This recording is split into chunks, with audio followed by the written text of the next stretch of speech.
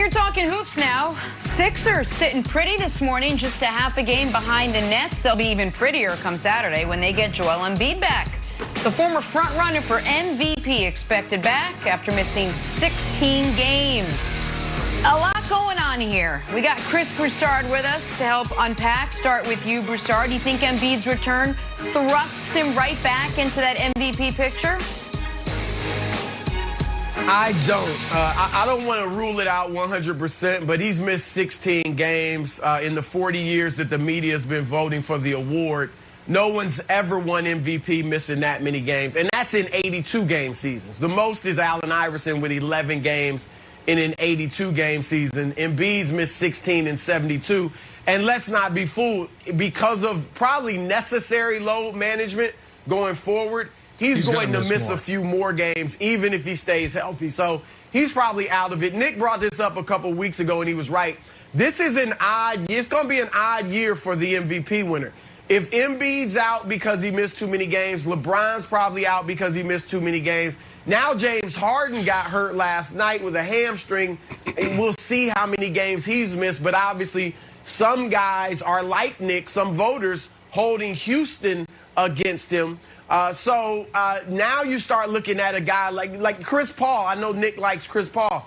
He's averaging fewer than 16 points a game. He's 5th in the league in assists, and he's 40th in PER. I know Wiles likes the PER. He's 40th. So I don't, and then you can argue that Devin Booker, it's arguable who's their MVP. I think now a Nikola Jokic, who a lot of people already have first, they're the 5th seed in Denver, but this could be the year that a guy that low makes it, because his numbers are through the roof. He's almost averaging a triple-double, and his PER, according to ESPN, is on pace to be the best ever by a mile. So I think Nikola Jokic, or even maybe a Dame Lillard, could sneak into this because some other guys are injured. Well, so Chris, let's stay right here. I have James Harden, the Beard, and then I have Embiid. I have Jokic right there, and then we also have LeBron James. We don't know when LeBron James is coming back. That's how I have it. So here's the deal. When you look at James Harden, what he's doing, to me, he's the clear-cut favorite because he can potentially end this season averaging a triple-double after the All-Star break. So that's why I have James Harden there. A couple weeks ago, you shared your criteria. You've been voting for the MVP for years now. And one of the things that you talked about was a historical precedent, right? So now you look at Embiid. Embiid is a 7-footer, 52, 42, 86. That's his percentages. So when you think about that, Chris, I'm pushing back on you and I'm asking you the question, does that not lean into part of your criteria when you talk about historical precedent? This is Olajuwon, this is damn KD, this is damn, Kyrie Irving wrapped in one the way he was doing it before he got hurt. So does this not lean into your historical precedent criteria? I mean, well, you just said it. You just said it's going to be an odd year. You just said it's an odd year. That's why I said I wouldn't write him off 100%, but he's going to miss at least 20 games. That's just too many. And precedent, Jokic, like I said, according to ESPN, now there's different PER metrics, but no one's ever had a PER above 32 or even 32, I don't believe, in a season. Jokic's PER right now is above 34. So that's a precedent right there. Listen, and so to the point on Jokic, the historical precedent that hurts him is the Nuggets are still 5th in the West. I'm going to add 2 names to the list. One of them that you mentioned briefly, Broussard, is that in Damian Lillard. They got the same record as the Nuggets. And I also think Luka, if you look, at last check, Luka's 29, 8, and 9 and plays almost every night. And I think that his team's going to be surging near the end of the year.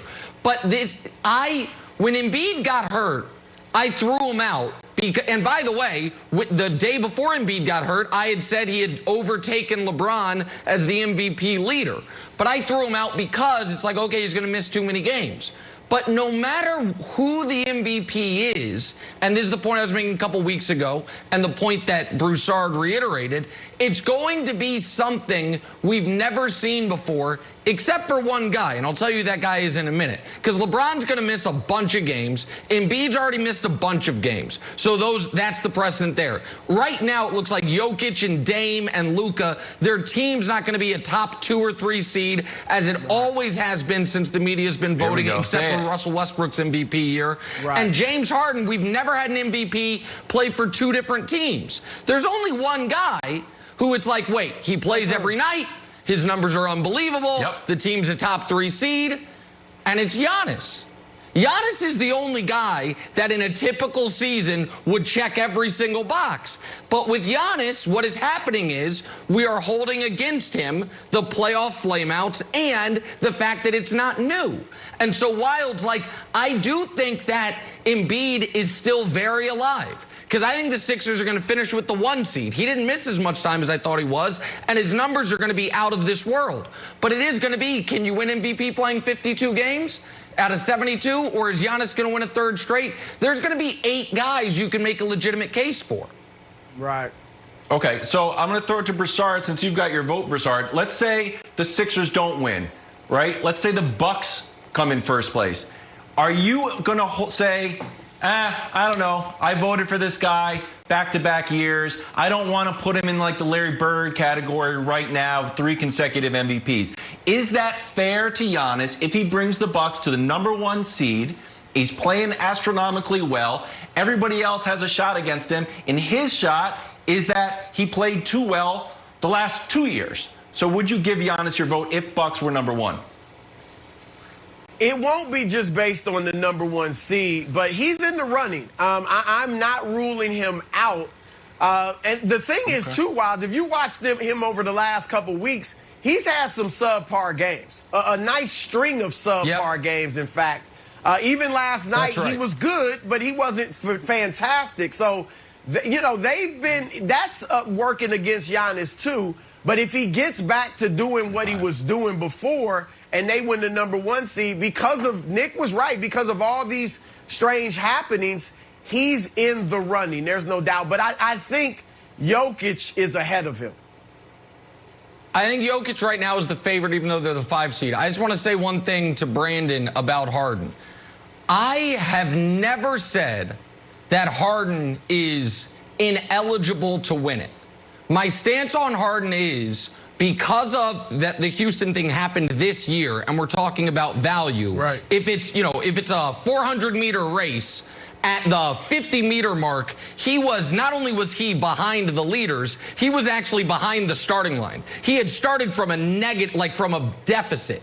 He has played so well during KD's absence, and they've won so much.